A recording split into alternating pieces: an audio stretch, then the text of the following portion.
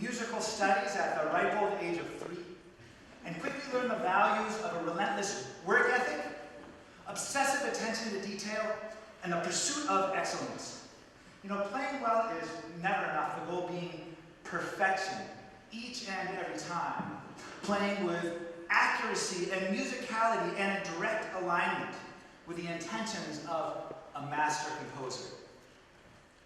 My classical music training probably did more to shape the person that I have become than any other influence.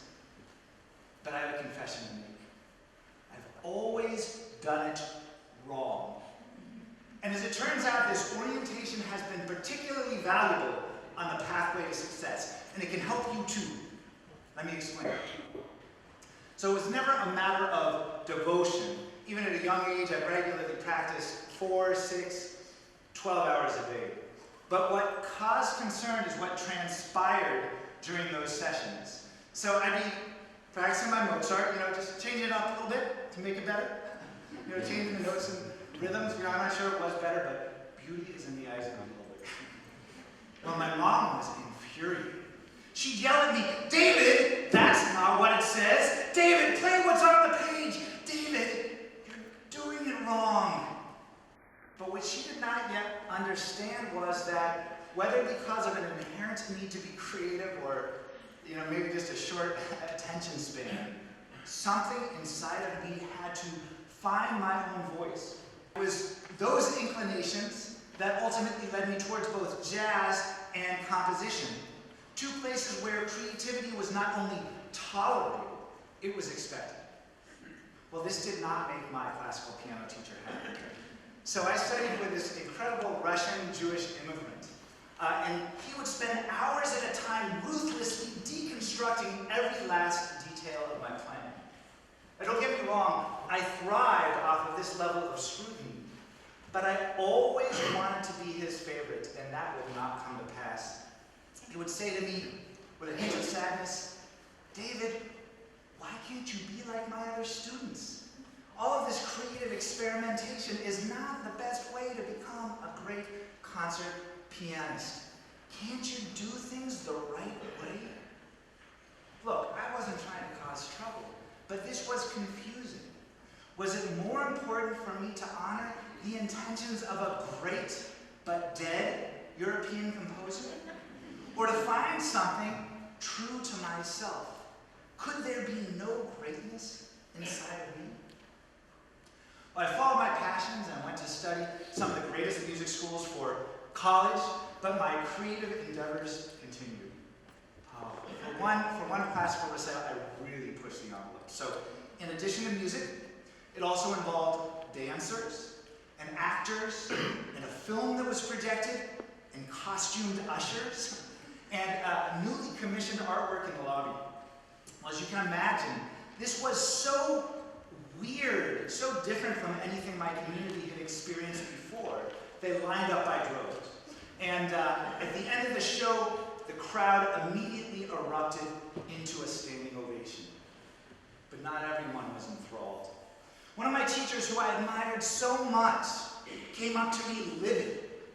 He barked, "David, You are performing literally some of the greatest masterpieces ever written. This music should speak for itself. And your distracting gimmicks, you call them, your distracting gimmicks are neither appreciated nor appropriate. Now, cut it out. I was required to write a letter of apology to the faculty. But that's the paradox of challenging the way that things are done. Experts may lash out. Traditionalists long for the good old days. But if what you do is high quality and relevant, others eagerly line up to enjoy the show. And it's interesting how over time, sometimes even these fringe ideas can become more accepted or even expected. Today at many music schools, for example, the value of interdisciplinary collaboration is growing. And I'm so proud to have been a pioneering voice. It seems I've always done the wrong things. When I was a kid, this came more out of a sense of curiosity than one of rebellion. But as I've aged, it's become kind of a personal philosophy. So that if 1,000 people look at a particular problem and 999 of them arrive at similar conclusions, I aspire to be the one who views things differently, who sees opportunity where others find only obstacles, who sees the future where others find only the past. Let me give you a more recent example. When my son was 4 years old, he began to play the violin through a Suzuki program.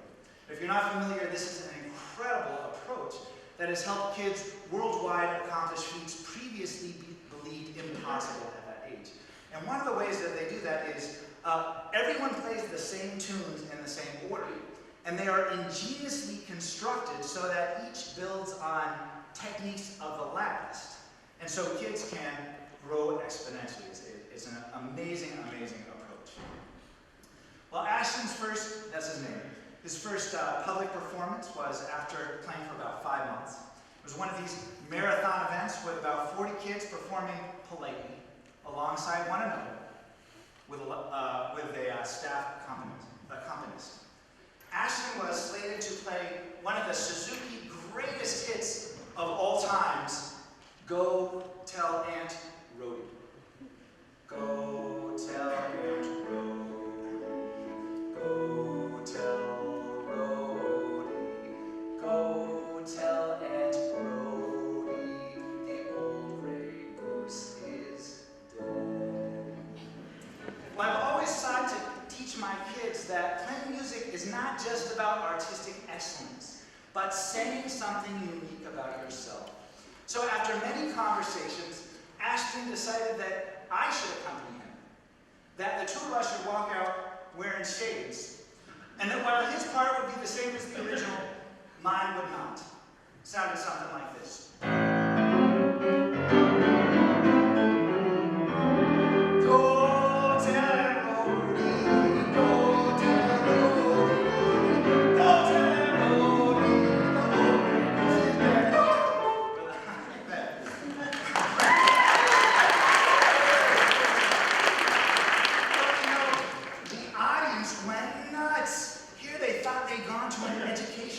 And then all of a sudden they heard some music, some soul, some groove. Now please understand, these accompaniments have been performed identically, literally millions of times before. Had I done what I was supposed to, nobody would have noticed. After the obligatory "great job," everyone would quickly have forgotten. But when you build upon a tradition that folks care about, people take note. This is how so many great entrepreneurial ideas are born and propelled. In my particular case, the response was so ecstatic, I decided to go further and have since composed new accompaniments to all 17 pieces from Suzuki, Book 1. Each is wild and virtuosic and set in a different genre of music from around the globe for piano, bass, and drums. And suddenly this tradition that most people assumed was enshrined in stone until has transformed into what may well become my most commercially viable artistic venture. Even more importantly, it has the potential to make a real impact on music education. Final example. Several years ago, I was offered a prestigious job at a prestigious institution. I mean, before even doing anything, the mere notion of being affiliated with this place is a big deal. But when the offer came, I just had to laugh, because it dawned on me that had I done what I was supposed to do all along, right? Had I chased the dreams and the suggestions put out by my teachers and by the experts, that door would never have opened.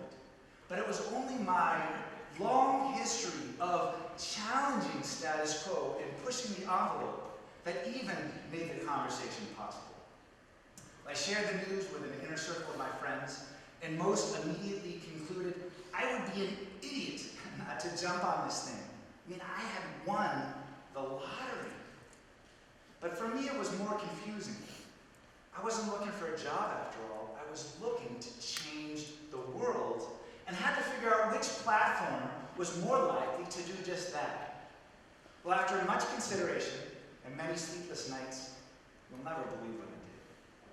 Once again, I did the wrong thing. I turned down my dream job, but feeling, at least for the time being, that my leadership and vision could make more of an impact right where I was, at this underdog institution with great potential. My message today is not a call to anarchy or insurgency or any sort of attempt to give you a free pass for acting irresponsibly. Every time you break a rule, or follow one for that matter, there will be consequences, positive or negative. So it is essential to think things through. For me, there are certain places in life where I always try to do the right thing, to be punctual and professional and respectful and collaborative and to beat deadlines. My approach is to learn a technique before challenging it or destroying it, so that I can make decisions from a point of intention rather than one of ignorance.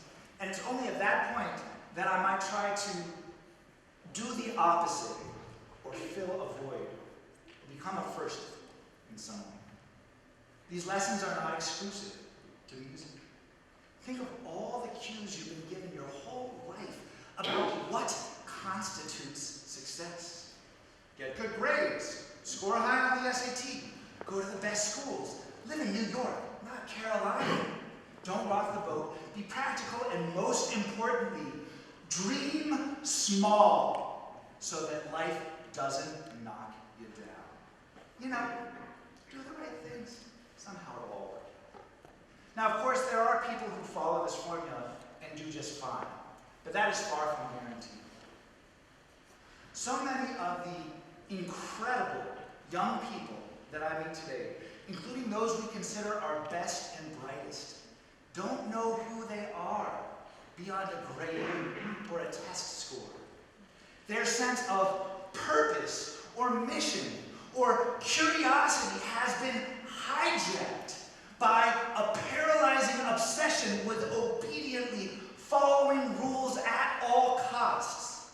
If the problem with our world today is not a lack of straight-A students wandering our streets, the problem is that despite being oversaturated with these individuals, there aren't enough bold leaders with the courage and the audacity to explore fresh solutions to new and old problems, or as I call them, opportunities.